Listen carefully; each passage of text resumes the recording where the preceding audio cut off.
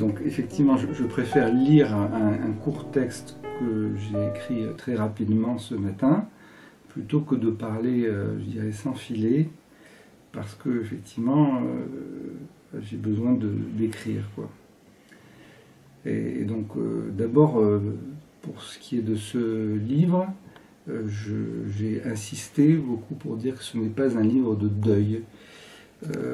C'est un peu en réponse au propos d'une amie qui a refusé de le lire en disant « lis pas un livre de deuil ». Donc ce n'est pas un livre de deuil, puisque c'est un livre que j'ai écrit 26 ans après la mort de ma sœur, même si j'ai pensé à ce motif de Simonetta bien avant.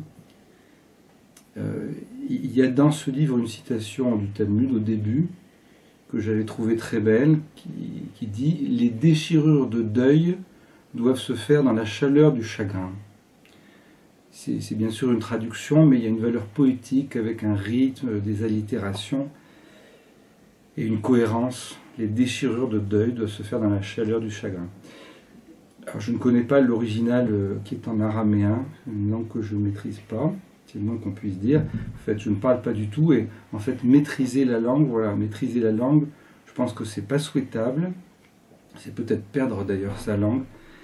Et c'est d'ailleurs aussi un livre sur la langue, parce que justement, là en l'occurrence le français qui est ma langue maternelle,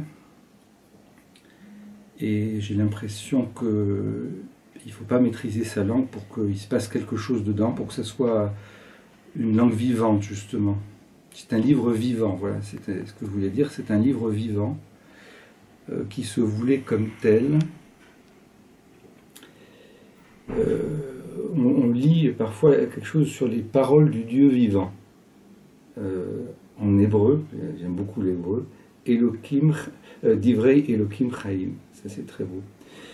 L'idée de paroles vivantes, par opposition à des paroles mortes, comme parce qu'elles sont mensongères, par exemple dans la publicité, la politique, des choses comme ça, ou bien parce qu'elles sont mortes presque par définition dans la science, il y a quelque chose de mort.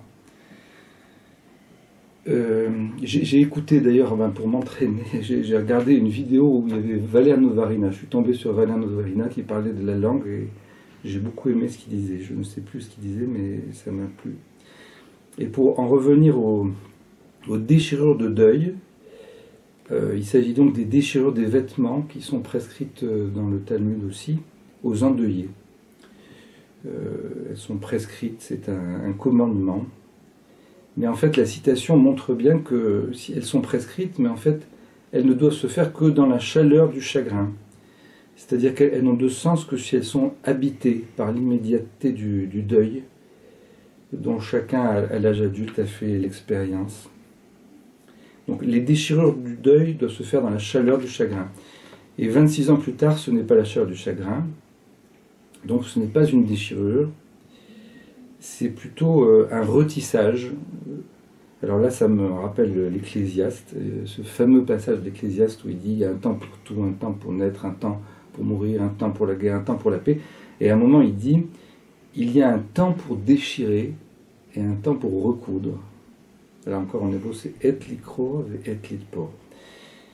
Et alors, ce livre, c'est un retissage, 26 ans après la mort de ma sœur, de textes dont sa vie est le germe vivant. Enfin, voilà, c'est l'idée qu'il y a quelque chose de vivant dans ce livre.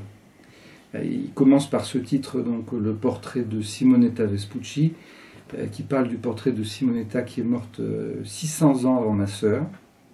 Mais disons que dans la pensée, ça n'a pas d'importance. C'est ce que je cherche aussi, c'est ce côté diachronique de la pensée, en tant qu'elle ignore le temps. Elle le soumet en fait à la signification, justement aux paroles du Dieu vivant. Donc Simonetta Vespucci, pour en parler, c'était donc la maîtresse de Julien de Médicis, qui est morte 2 ans après elle, jour pour jour, dans la conspiration des Pazzi. J'aime beaucoup, parce qu'en plus Pazzo c'est faux, c'est fou en italien. Et donc la conspiration des Pazzi, qui ont essayé de tuer aussi son frère Laurent, mais c'est Julien qui est mort 2 ans jour pour jour après son amoureuse. Je parle aussi des dangers du deuil, parce que le deuil c'est dangereux, on est vulnérable après un deuil. Et alors Simonetta, elle est peinte par Piero di Cosimo, plusieurs années après sa mort. C'est un portrait qui est très connu, qui est au musée de Chantilly, qui est reproduit partout, qui est très, très, très bien connu.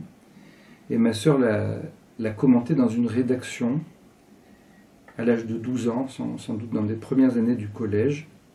Et elle a relevé dans ce texte, qui est un texte d'enfant, pré-ado comme on dit, elle a relevé les signes dans ce tableau. Je la cite elle-même, elle dit que cette jeune femme, sans doute sensuelle, va mourir. Le portrait était posthume et il parlait d'une Restart qui était déjà morte, donc c'est pas étonnant.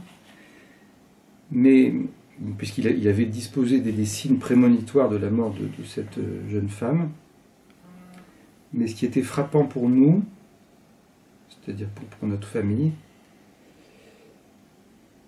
oui, moi je suis pas du tout famille, je vous hais, hein, ça c'est sûr, c'est pas du tout mon style, j'aime beaucoup ma famille. Ça. Il était frappant de voir que cette prémonition dans le tableau résonnait comme une prémonition de la mort de ma sœur, 10 ans plus tard, parce que ça on l'a appris beaucoup plus tard, on l'a trouvé dans un livre en fait, ce texte.